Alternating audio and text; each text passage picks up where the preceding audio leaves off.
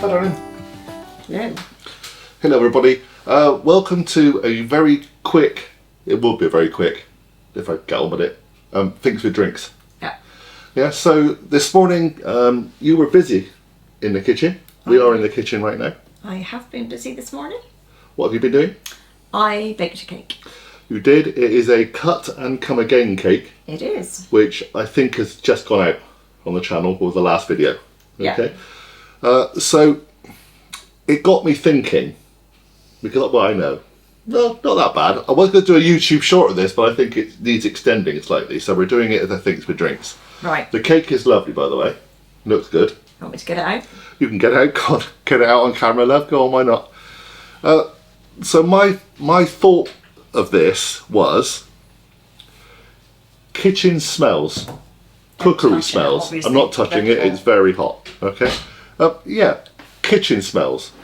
Now, I was in the bedroom. We live in a kind of bungalow kind of house. It's a bit strange, but we have our kitchen downstairs and we have our bedroom downstairs.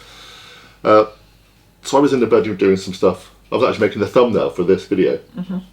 And the smell that was just permeating through what is a fairly open plan house was delightful. So I got thinking, what's your favourite cookery smell? What's the kind of thing that you love? So, cake obviously is a good one. Yeah. Any other suggestions for you? Yep. I've got several. Yeah, well, that's why it wasn't going to be a short, because initially I was going to go, get the cake out the oven, love, and go, what's your favourite smell? And she went, well, I got loads. Okay, carry on. So, roast lamb, one. Roast lamb. So, okay, let's move a bit forward from roast lamb.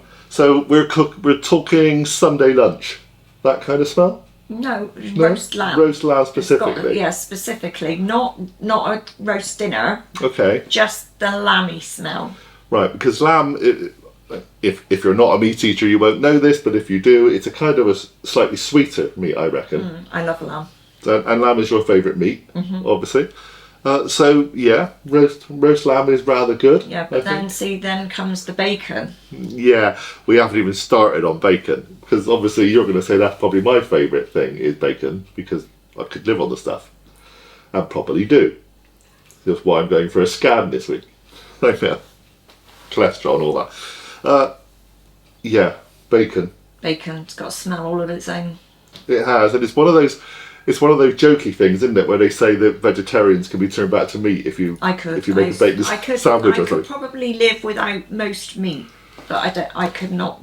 Couldn't live without bacon, no? No, and I don't need to necessarily eat it all the time, but if I thought that I couldn't eat it, then I'd want to eat it even more. Yeah, you just want it around, cooked. So bacon, definitely. So yeah, bacon. What's your favourite options here? Now, bread. Fresh bread. See, that's mine, I think. Right. But I've got various reasons for this. Fresh bread. Fresh bread is just fantastic when it's put into the oven, and also when it's actually not been put in the oven yet, when it's still that yeasty smell. Yeah. That yeasty smell when you're getting the dough out and you're making it yourself. Yeah, that's a different smell altogether, but that's kind of nice. But fresh bread, I've got a feeling, was it that they used to say was the best thing to sell your house? Coffee. Coffee, fresh is it? bread and fresh, ground coffee. Okay, because I always thought was the fresh bread one. No, if you have people come round to view your house, make sure you've done some. Pot of coffee on and a loaf of bread in the oven. Yeah. And you're sold. Well, see, coffee smell. Okay, so we come from Bristol, as you may probably guess. Now, for me, the coffee smell has to be Carradines. Yeah. We come from a generation where Carradines used to have shops in various high streets. They did. And they don't even exist anymore. I think exist anymore. But they used to have coffee roasters, and they had it with a vent in the window. Exactly. So the coffee roasting would go out into the street, which is amazing, because let's be honest, it pulls everybody into roasted coffee. Yeah. But also, if you were in Bristol, what's the other most? Don't say what's the most famous smell in Bristol, because it could be like anything. If you're kind of around about Broadmead area, at certain times of the year, you would get the Weetabix smell. Really? Yeah. Well, if you were kind of on the Castle Green bit, because they used to have this. I'm an old man now. I'm 58. So when I was working in Bristol, when I was probably in my early 30s, late 20s, they used to have the Courage Brewery. Right. So the Courage brewery would be across the river, and then when it pumped out all its stuff, you get all that kind of malty, hoppy smell, which to me smelled like Weetabix. Hot Weetabix with hot milk. Yeah, probably. Yeah, so there's a kind of smell. But again, I think smells, kitchen smells and food smells are memories. Probably. This is probably why I like the cake one, because that was my mum. Yeah, because she was always kind of cooking cakes for a large extended family that used to come into the house all the time. So there was always the kind of smell of cake in the house. Smells you don't like? Talking about my mum, cabbage smell. Boiled cabbage. Oh no. So, very traditional family, lots of cake in the house. Cooked dinners almost every day. Yeah, my dad was a meat and potatoes person. Yeah. So there's a lot of boiled cabbage. Yeah, that probably wasn't my favourite. My grandma and granddad, they were always like a cooked dinner every day jobby. Well, the thing is, your gran and granddad were probably the same age as my mum and dad, different age groups, but. But yeah, I mean, I couldn't say that. No, I liked the smell of Grandma's kitchen when she was doing her dinner for my granddad. Like, there was nothing, I couldn't say like, oh God, the smell of the cabbage put me off or whatever, because it didn't. Right. But I guess it was kind of an amalgamated smell of lots of different things going on at the same time. Yeah, there'd be the meat and there'd be cabbage, and like I said, she'd be making a cake maybe or something. There's always, you know, I think smells are evocative of memories and of good times and family and all those kind of stuff. So, let us know what you think. What's your favourite foodie smells? What's your unfavourite foodie smells? Yeah? Anything else to say? I don't like the smell of fish. Fish? Not sure on fish? No, I don't like the fishy smell. You used to work in a fish and chip shop, didn't you? Yeah, but that's not a fishy smell though. No, but I didn't know you then, but I can imagine that when you came home you smelled a chip fat. Chippy. Yeah. It gets into It's one of those things where it gets into everywhere. I used to know that people said that they used to have to come and change all their clothes and stuff. It used to smell of chips. I think fish is like the one that I really don't like is probably fish. Okay. But I quite like the smell of salt and vinegar going on things. Yeah, but salt and vinegar is chips, not fish, is it? I used to know someone that if you went into a shop and a chip shop or whatever and asked for salt and vinegar and they put the vinegar on first, he wouldn't eat them. He would tell them to take them away. What, the salt on first, then the vinegar?